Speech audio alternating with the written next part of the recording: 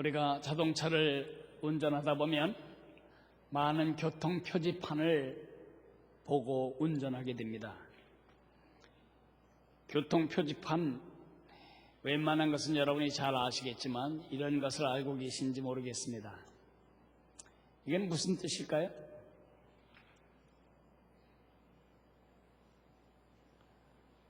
이것은 3.5m 높이가 되는 차는 통과할 수 없다, 그런 뜻입니다. 이건 뭘까요? 차폭이 2.2m 이상 되는 차는 이 길로 갈 수 없다, 그런 뜻입니다. 끼입니다. 이거는 무슨 뜻일까요? 터널 아닙니다. 이것은 노면이 고르지 못한 많이 패어나가고 굴곡이 심한 융기가 심한, 돌기가 심한 지역이니까 속도를 줄여서 가라. 이게 방지턱은 아닙니다. 방지턱은 하나만 그려 있어야 방지턱이고, 이것은 앞으로 운전할 구간은 길이 많이 매끄럽지 못하고 고르지 못하다는 것을 경고하는 것입니다. 이거는 뭘까요? 이것도 한국 표지판인데 이걸 아는 사람 많지 않을 것입니다. 가면서 불 뿜지 마라, 그런 뜻은 아니고요. 위험물을 탑재한 차량은 이것을 통과할 수 없다, 그런 표지판입니다. 저는 보진 못했습니다. 미국에 가면 또 이렇게 웃기는, 진짜 웃기는 교통 표지판인데 도대체 어떻게 하란 말이에요, 저게. 굉장히 어렵죠. 또 이런 표지판도 있습니다. 그러면 어떻게 하란 말이에요? Don't stop.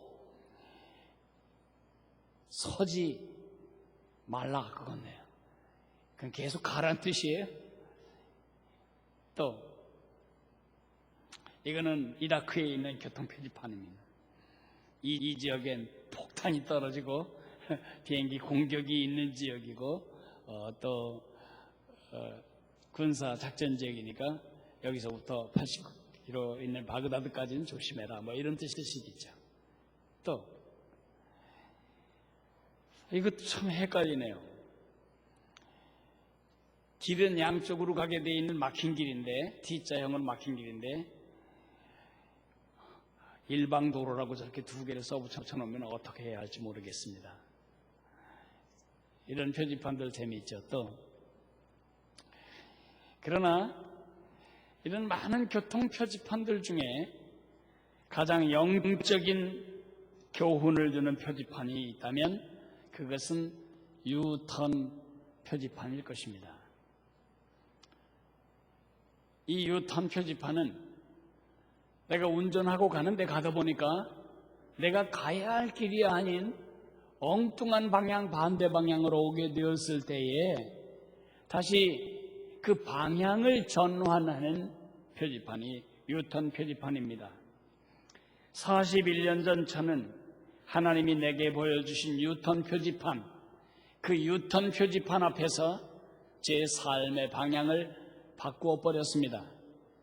내가 하나님이고 내 힘으로서 살고 나를 위해 살고 내 미천 의지하고 살던 삶에서 돌이켜서 하나님을 의지하고 살고 하나님을 바라보고 살고 하나님과 함께 사는 삶으로 제 인생을 유턴했을 때에 제 삶은 저 표지판보다 더 확실한 180도 달라진 삶을 살게 된 것입니다. 그러나 예수님 안에서 우리가 이렇게 회심을 했어도 역풍이 가만두지를 않습니다. 하나님을 바라보고 가는 삶을 결정한 것으로 간단하게 해결이 되지 않습니다. 세상이, 육이, 마귀가 역풍을 불어서 자주 우리는 방향을 잃어버리고 하나님과 반대되는 삶, 하나님의 길과 일치되지 않는 삶으로 자꾸 삶이 빗나가게 됩니다. 그런데 이게 지금 하나님이 원하시는 길이 아니지라고 생각하는 길을 미적미적 가다 보면 어떤 일이 벌어질까요? 큰 손해봅니다. 큰 손실을 봅니다. 그리고 그것은 대단히 위험하게 됩니다. 그럴 때마다 우리는 유턴해야 합니다. 영적으로 말하자면 영적인 유턴이란 회개를 말합니다. 회개는 하나님의 뜻대로 살지 않는 우리를 향한 하나님의 원망과 불만족과 괘씸한 하나님 마음의 미움이 아닙니다. 회개는 위험한 곳을 향해 걸어가는 아가를 바라보는 엄마의 외침입니다. 그렇듯이 회개는 우리를 살리기 위한 하나님의 자비와 긍휼입니다. 운전하시다 보면 압니다. 유턴 표시를 놓치면 낭비하게 됩니다. 유턴 표시를 낭비하면 시간 낭비, 기름 낭비, 그리고 에너지 낭비, 많은 것을 낭비하게 됩니다. 유턴 표시를 지나치면 많은 것을 낭비하게 되는 것처럼 회개의 축복을 낭비하거나 지나치는 사람은 많은 손해를 본 다음에야 진즉 유턴할 걸, 이런 생각을 하게 되는 것입니다. 회개를 낭비하지 않으려면 어떻게 해야 될까? 누가복음 13장 1절에서 9절에 그 답이 나와 있습니다. 누가복음 13장으로 갈까요? 118페이지쯤에 있습니다. 신약성경 118페이지쯤에 누가복음 13장 1절에서 9절까지를 저하고 한 절씩 나누어 읽도록 하겠습니다.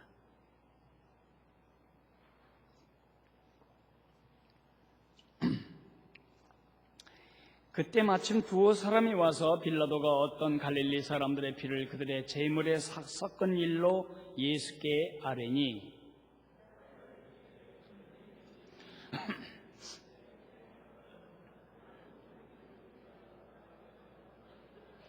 너희에게 이르노니 아니라 너희도 만일 회개하지 아니하면 다 이와 같이 망하리라.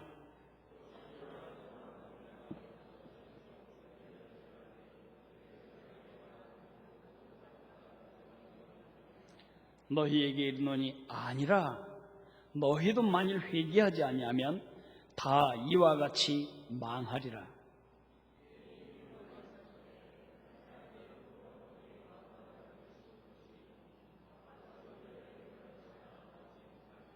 포도원 지기에게 이르되 내가 3년을 와서 이 나무 무화과 나무에서 열매를 구하되 얻지 못하니 찍어버리라. 어찌 땅만 버리게 하겠느냐.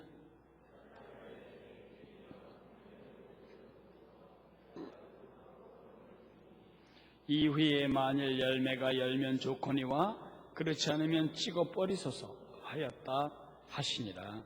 아멘. 오늘 우리가 읽은 것은 두 가지 이야기네요.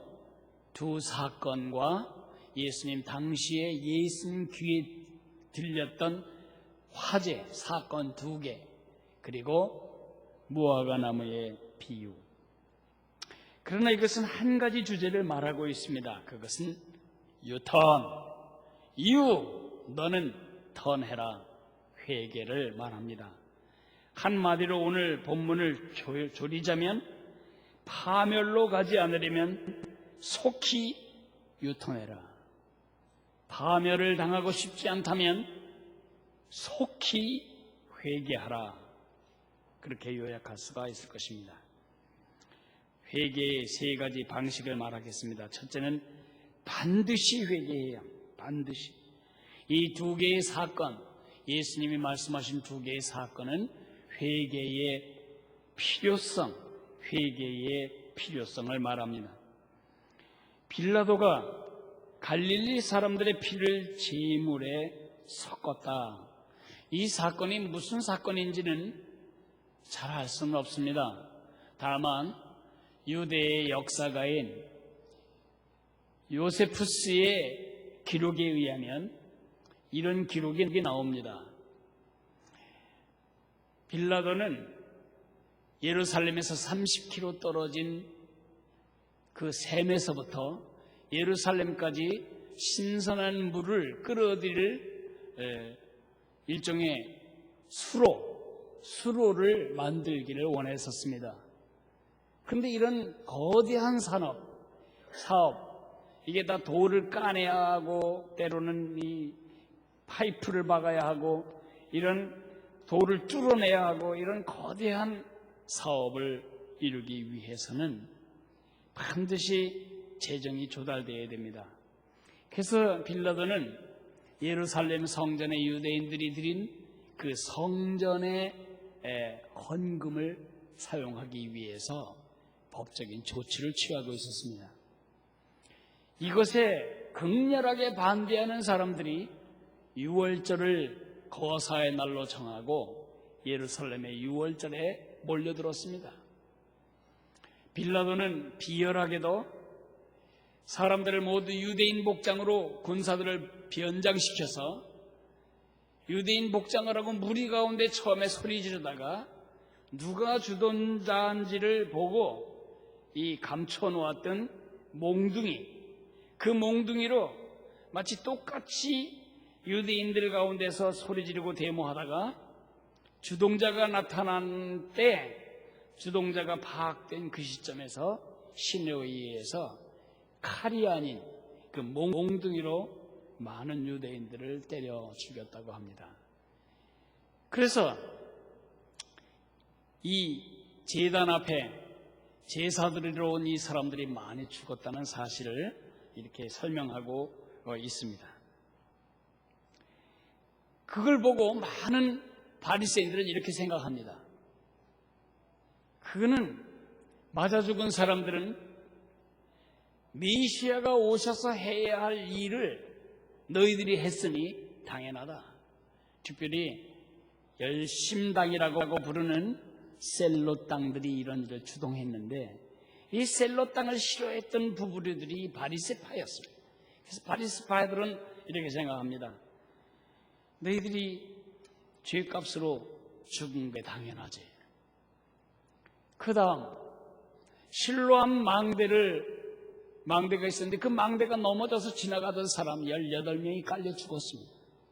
그래서 사람들은 또 생각합니다. 뭔 죄를 저렇게 많이 져가지고 깔려 죽었을까? 예수님이 이렇게 말씀하십니다. 너희는 이 갈릴리 사람들이 이같이 해받음으로써 모든 갈릴리 사람보다 더 죄가 있는 줄 아느냐? 너희에게 이르노니 아니라. 너희도 만일 회개치 아니하면 다 이와 같이 망하리라. 또 실로암에서 망대가 무너져 치어 죽은 18사람이 예루살렘에 거한 모든 사람보다 죄가 더 있는 줄 아느냐? 너희에게 이르노니 아니라. 너희도 만일 회개치 아니하면 다 이와 같이 망하리라. 예수님이 똑같은 말 2번 쓰십니다. 아니라. 그들이 죄가 너희보다 더 많아서 그런 해를 당하거나 깔려 죽은 게 아니다. 너희도 만일 회개치 아니하면 그들처럼 망하리라. 재난과 사고는 의의 척도가 아닙니다. 어떤 사람이 자동차 사고로 죽었다고 하면 자동차 사고를 당하지 않은 우리보다 죄가 많아서 그 일을 당했다고 생각하는 그것은 예수님 같은 생각이 아닙니다. 그것은 옳지 않은 생각입니다. 일본의 쓰나미 지역의 사람들은 우리보다 훨씬 죄가 많기 때문에 우상 숭배를 많이 했기 때문에 그들은 쓰나미를 당했고 우리가 쓰나미를 당하지 않은 이유는 하나님 보시기에 괜찮은 족속이어서 우리 동해안에 쓰나미가 덮치지 않았다고 생각한다면 그것은 진짜 주제 파악을 못하는 얘기라는 것입니다. 고난이나 재난은 의의 척도가 아닙니다. 고난 많은 사람은 죄가 많아서 받고 고난이 없는 우리는 죄가 별로 없어서 고난을 받지 않는다고 생각하는 것은 정말 해로운 생각입니다. 그렇지 않습니다. 너나 나나 회개하지 않으면 다 이와 같이 될 것입니다. 하나님의 심판이 임하지 않는 이유, 하나님이 심판을 하시지 않는 이유는 우리가 의로워서가 아닙니다. 우리가 하는 짓을 몰라서도 아닙니다. 하나님이 우리가 어떻게 하든 관계치 않으려는 무관심 때문도 아닙니다. 하나님이 나를 봐주어서도 아닙니다. 하나님이 기다려주시는 겁니다. 유턴하기를 기다려주시는 것입니다. 회개해서 회개하지 않고 멸망당하는 것을 원치 않으시기 때문에 하나님 기다려주시는 것입니다. 절대 남의 고난을 보고 그것을 정죄하는 일은 여러분 자신을 위해서도 하면 안 됩니다. 누가 눈이 아프면 못 볼 곳을 봤나 보지, 다리가 부러지면 못 갈 데를 갔나 보지, 재정이 파산하면 11조를 안 했나 보지. 그거는 유대인들의 사고방식입니다. 인과응보 불교 사상입니다. 선한 사람도 얼마든지 고난을 받습니다. 사도 바울은 얼마나 죽도록 고생했습니다. 예수님은 십자가에 죽기까지 고난당했습니다. 어떻게 설명하실랍니까? 우리 모두는 다 아담 이후로 범죄한 이유 때문에 우리 모두는 심판에 처해져야 할 운명이 있었습니다. 그러지 않은 것은 주님의 긍휼이고 자비일 뿐입니다. 영국 황실에는 휘핑보이라고 하는 제도가 있습니다. 휘핑이라는 말은 채찍으로 때린다는 말이고 보이라는 말은 소년이란 말입니다. 이 왕자들, 황태자들을 훈련시켜야 되는데 사람이 맞지 않고 어떻게 변화됩니까? 모르겠어요. 요즘 교육감들은 절대 학교에서 아이들을 때리지 말라 그렇게 징계를 없애버렸는데 과연 얼마나 이것이 효과가 있을지는 전 잘 모르겠어요. 오죽하면 성경에서 얼마나 많은 경우 자녀를 매질할 것을, 매로 다스릴 것을 얼마나 열심히 하나님 말씀하셨는데, 저는 사람을 두들겨 패는 폭력은 싫어하지만 가르치는 사람과 배우는 사람 사이에 사랑의 매가 없어진 교육이 진짜 교육일까에 대해서는 저는 믿지 않습니다. 영국 황실에 황태자를 키우는 선생님이 어리지만 황태자잖아요. 말 안 듣고 공부 안 하고 비행 저지르고 그러면 때려줘야 되는데 어떻게 감히 황태자를 때리냐고요. 그래서 황태자 옆에는 황태자의 서민 친구가 있어요, 하나. 그래서 대신 매를 맞아주는 것입니다. 그러니까 황태자가 5대 맞을 걸 누가 맞냐면 그 옆에 있는 아이가 5대를 맞는 것입니다. 그런데 핏자국이 나도록 두들겨 맞으면 황태자는 그걸 보고 저건 내가 맞아야 할 매인데 이렇게 하고 정신을 차려 야 되는 거지요, 그죠? 그런데 등신 같은 황태자들은 저 자식이 왜 뭔 잘못을 해가지고 또 저렇게 5대나 더 맞나? 이건 정말 바보 같은 생각이잖아요. 수많은 재난과 고난을 당하는 걸 보면서 우리가 저들은 뭔 죄를 져가지고 저렇게야 그래? 그렇게 생각한다면 제가 말한 바로 그 등신 같은 황태자 생각을 하는 것입니다. 남의 고난은 너도 회개하지 않으면 곧바로 이런 일을 당한다. 너희 민족도 예외가 아니다. 남이 고난을 당할 때마다 우리는 빨리 옷깃을 여미고 빨리 정신 차리고 빨리 회개하고 제자리 돌아와야 하는 것입니다. 휘핑 친구가 자기 대신 매를 맞는지도 모르고 전혀 깨닫지도 못하고 그렇게 생각하면 어리석은 왕자죠. 남의 고난이나 재난을 만날 때 우리는 왜라고 물어서는 안 됩니다. 왜 저 사람은 고난을 당할까? 어떻게 하라고 말해야 됩니다. 나는 어떻게 해야 되나? 나는 주께서 내가 어떻게 하기를 원하시나? 늘 그런 경각심을 가지고 깨어 있어야 합니다. 사람이 망하는 것은 죄 때문이 아닙니다. 죄를 지어서 망한다면 여러분이나 나는 다 이미 죽었습니다. 죄를 지을 때마다 하나님이 간섭하셨다면 여러분이나 나나 다 이 땅 사람이 아닐 겁니다. 사람이 망하는 것은 죄 때문이라기보다는 회개하지 않는 것 때문입니다. 회개함으로써만 우리는 죄의 파멸에서 우리 자신을 건져낼 수가 있는 것입니다. 예수님이 말씀하셨습니다. 하나님이 새 세상을 이처럼 사랑하사 독생자를 주셨으니 이는 저를 믿는 자마다 첫째 어떻게 해요? 멸망하지 않고 영생을 얻게 하려 하심이니라. 그 말을 뒤집으면 하나님이 세상을 이처럼 사랑하사 독생자를 주셨는데 저를 믿지 않으면 멸망하게 되고 영생을 얻지 못한다. 유턴이 얼마나 고마운 뜻인지 속히 유턴해야 합니다. 조금 더 가는 것만큼 우리는 손실을 당하고 조금 더 가는 것만큼 우리는 많은 것을 낭비하게 됩니다. 반드시 회개해야 한다. 두 번째는 속히 회개해야 한다. 열매 맺지 않는 무화과 나무의 비유를 말씀하십니다. 포도원에 무화과 나무 한 그루를 심었다고 했네요. 무화과 나무가 보통은 그냥 울타리나 이렇게 주변에 짜투리 땅 같은 데 심겨져 있는데 포도원에 심었다고 하는 것은 대단히 예우를 받는 자리에 심긴 것입니다. 옥토에 그리고 분명한 주인의 목적과 의도 속에 기대감 속에 심겨진 것입니다. 3년이나 되도록 와서 보면 열매가 없고 와서 보면 열매가 없고 열매를 맺지 않는 무화과 나무를 볼 때 주인이 화가 납니다. 이 무화과 나무를 찍어버리라. 포도원 지기에게 말합니다. 이 무화과 나무를 찍어버리라. 이 무화과 나무는 낭비하고 있다. 자신을 낭비하고 있습니다.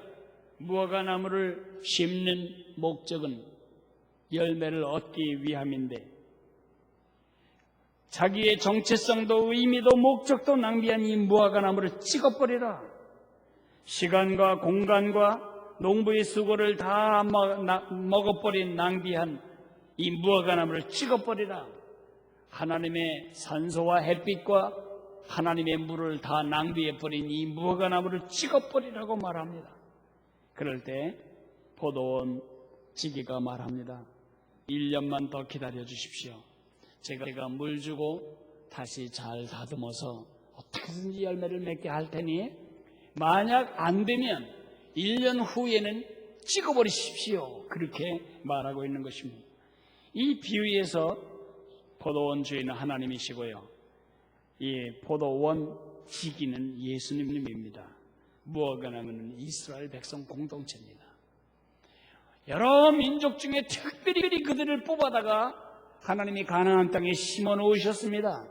이들을 통해 하나님의 백성의 열매를 맺음으로써 사람들이 참되신 하나님이 누구신지도 알고 돌아오게 만드는 유턴 표지판으로 이들을 세워놨는데 사통오다 사거리 이 팔레스틴을 지나가는 모든 사람들이 이들이 살아가는 것을 보면서 참된 하나님께 돌아오도록 그들을 유턴하도록 하나님께 돌아오도록 할 표지판으로서의 민족 공동체가 자신들도 돌아오지 않고 있을 때 찍어내버리라고 하나님이 말씀하신 것입니다. 여기에 누구도 변경할 수 없는 한 가지 사실이 있습니다. 그것은 이 무화과 나무의 유예 기간이 1년밖에 남지 않았다는 것입니다. 이 기회는 마지막 기회고 종말론적인 기회며 다시 없는 기회입니다. 이것은 회개의 긴급성을 말합니다. 두 가지 사건이 회개의 필요성을 말했다면 무화과 나무의 비유는 회개의 긴급성을 말합니다. 하나님께서 언제까지나 참고 계시지 않을 거라는 것입니다. 여기 찍어버리라. 그 찍어버리라는 말은 그 시대에 주어지는 하나님의 징벌의 수준이 아니고 영원한 파멸을 뜻하는 것입니다. 가장 어리석은 생각. 목사님이 아무리 그렇게 말해도 그건 사실이 아니야. 성경이 아무리 그렇게 말해도 그것은 사실이 아니야. 내가 지금까지 죄를 지으면서 하나님을 간보았는데, 죄를 하나 지면 한 대 맞고 3개 지면 3대를 맞아야 되는데, 죄를 져도 아무 일도 없대. 나쁜 짓을 해도 그냥 내 마음이 조금 죄송스러울 뿐이지 아무 일도 없대. 그래서 여러분이 마음 놓고 죄를 짓는다면 그건 정말 어리석은 것입니다. 하나님을 멸시하는 것입니다. 하나님이 기다려주시는 이유를 베드로 사도는 이렇게 말합니다. 사랑하는 자들아, 주께는 하루가 1000년 같고 1000년이 하루 같다는 이 한 가지를 잊지 마라. 주님의 약속은 어떤 이들이 더디다고 생각하는 것 같이 더딘 것이 아니라 오직 주께서는 너희를 대하여 오래 참으사 아무도 멸망하지 아니하고 다 회개하기에 이르기를 원하시느니라. 왜 하나님이 기다리신다고요? 왜 하나님이 우리 손 안 보시냐고요? 어떻게든지 안 맞고 돌아오기를 원해서. 간이 다 망가지고 의사 선생님으로부터 심각한 경고를 받은 다음에야 술을 끊어야 할 것은 무엇입니까? 그 나쁜 습관 때문에 여러분의 인격이 파산된 다음에야 그 습관을 버리기로 결정하는 것은 너무 어리석어요. 유턴 표지판을 멸시하지 마십시오. 세 번째로는 반드시 회개하고 속히 회개할 뿐만 아니라 바로 회개해야 합니다. 회개는 후회와 다릅니다. 후회는 감정입니다. 회개는 결단입니다. 후회는 과거를 돌아보며 내가 지은 행위에 대해서 마음으로 가슴 아파하는 것입니다. 회개는 앞을 내다보며 내가 누려야 할 축복을 기대하는 것입니다. 회개는 수치와 두려움이 있기 때문에 하는 것입니다. 내가 이제 이렇게 하다가 이제 개망신 당하지, 내가 이렇게 하다가 이제 진짜 내가 가슴 찔릴 당하지, 이런 두려움 때문에 하는 것입니다.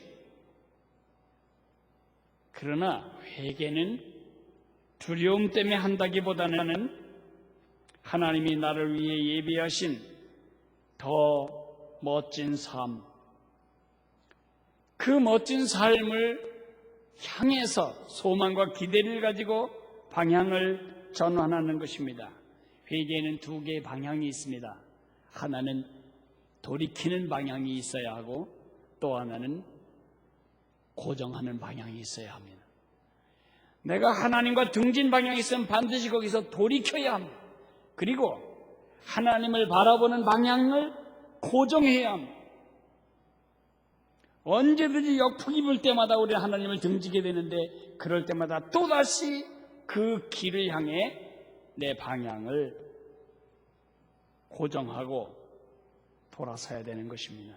유턴하는 것입니다.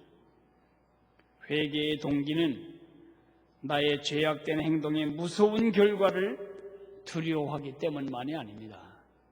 회개의 진실한 동기는 하나님이 나를 위해 예비하신 영광스러운 가능성을 바라보기 때문에 회개하는 것입니다. 하나님이 예비하신 새롭고 더 좋고 더 높은 삶을 살기 위해 회개하는 것입니다.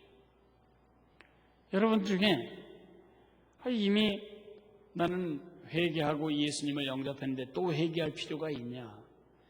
회심과 회개는 다릅니다. 우리가 회개라고 흔히 쓰는 것을 둘로 구분하자면, 하나는 컨버전, 예수님을 나의 구세주와 주님으로 믿고 따르기로 결정한 것은 우리 영적 삶의 출발점에 있어서 컨버전, 되돌리는 것입니다. 그러나 리펜트, 제가 지금 말하는 이 본문에서의 회개는 예수 안 믿는 사람이 예수님께 돌아서는 컨버전을 말하는 것이 아니고, 이것은 예수 안에 있는 우리가 길을 벗어날 때 돌아서는, 하나님의 백성이 그 자리를 지키지 못할 때 그 자리로 돌아서서는 유턴에 대해서 말하는 것입니다. 요한계시록에 나오는 7교회, 소아시아의 7교회, 2교회 빼놓고는 모두가 다 주님께 책망을 받았습니다. 주님이 이 교회들을 책망하실 때마다 쓰신 용어가 뭐냐? 회개하라. 교회에게 회개를 예수님이 촉구하셨습니다. 바로 그 회개를 제가 지금 여러분에게 선포하고 있는 것입니다. 회개하라. 우리 하나님의 방향과 내 방향이 한 방향 정렬이 된 상태가 아니라면 지금 우리는 바로 회개해야 합니다. 비행기가 뉴욕에서 인천으로 올 때 수많은 역풍을 당합니다. 역풍이 강할 땐 2시간이나 더 딜레이 되기도 합니다. 얼마나 맞바람이 센지 비행기가 뚫고 나올 때 그렇게 많은 어려움을 겪는 것입니다. 근데 이 비행기가 올 때 98%를 방향을 벗어난다는 것입니다. 역풍 때문에. 그때마다 조종사와 항법사는 바로 가야 할 방향으로 비행기를 되돌려 놓기 위해서 비행시간 내내 깨어 있어야 한다는 것이죠. 이제 여러분 자신에게 생각을 집중해 보십시오. 지금 여러분은 하나님의 방향과 한 방향 정렬이 된 채 지금 가고 있습니까? 아니면 하나님의 방향과 다른 방향으로 가고 있습니까? 그것이 여러분의 가치든, 그것이 여러분의 원리든, 그것이 여러분의 습관이든, 그 한 방향 정렬이 되지 않은 그 한 가지 때문에 여러분은 많은 손해를 볼 것입니다. 그러기 전에, 그 무서운 파멸이 이르기 전에 빨리 유턴해야 합니다. 나는 많은 경우를 봅니다.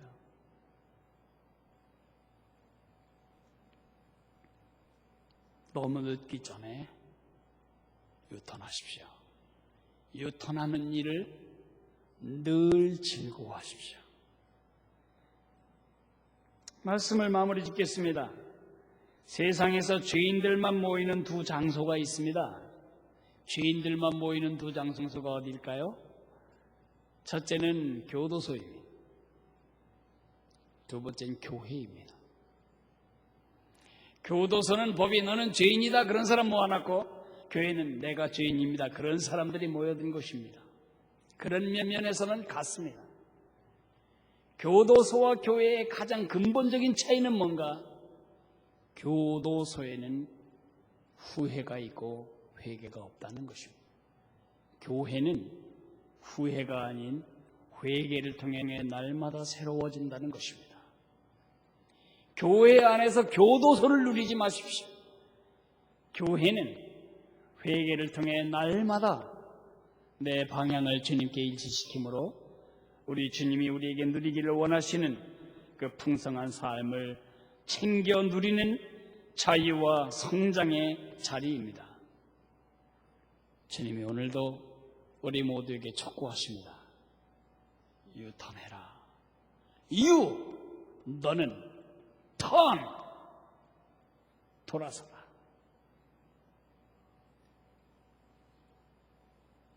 반드시, 속히, 바로 회개함으로써 회개의 축복을 누리시는 여러분과 제가 되기를 주님의 이름으로 축복합니다. 기도하겠습니다. 사랑하시는 아버지 하나님, 은혜를 감사합니다. 하나님, 우리가 주님 뜻대로 살기를 원하고 주일날마다 주님과 한 방향 정렬될 것을 마음으로 결단하지만 예배당 문을 나가기도 전에 벌써 마귀와 세상과 내 육은 하나님과 한 방향 정렬된 삶을 거부하고 거기서 빗나가도록 우리를 역풍으로 가로막습니다. 하나님 끊임없이 유턴 표시를 주시는 주님이십니다. 주변에 있는 사람들의 고난을 통해, 재난을 통해, 사건들을 통해 하나님은 보이지 않는 숱한 유턴 표시로 우리의 삶이 주님의 방향과 한 방향 일치가 되기를 원하십니다. 유턴 표시를 지나고 그 다음 유턴 표시를 또 멸시하고 그 다음에 보인 몇 개의 유턴 표시를 다 무시하고 그렇게 유턴 표시를 낭비하다가 어느 날 돌이킬 수 없는, 더 이상 돌이키기에는 너무 많이 잃어버린, 너무 멀리 가버린 삶을 살면서 안전하다고 느끼지 않도록 은혜를 주시기를 원합니다. 휘핑보이처럼 하나님은 수많은 고난의 현장을 통해서 우리에게 유턴할 것을 말씀하고 계십니다. 황태자 같은 예우를 멸시하지 않도록 은혜를 주시기를 원합니다. 유턴하게 도와주시기를 바랍니다. 우리의 모든 잘못된 가치와 잘못된 원리와 잘못된 습관으로부터 하나님 우리가 돌아서도록 은혜를 주시옵소서. 매 주간 예배가 끝나고 매일 콰이어 타임이 끝나고 이럴 때마다 우리가 더 주님의 방향에 고정되는 그러한 주님과의 동행을 배워나가도록 유턴 표지를 사랑하는 저희들이 되게 도와주시기를 원합니다. 예수님 이름으로 감사하며 기도했습니다. 아멘.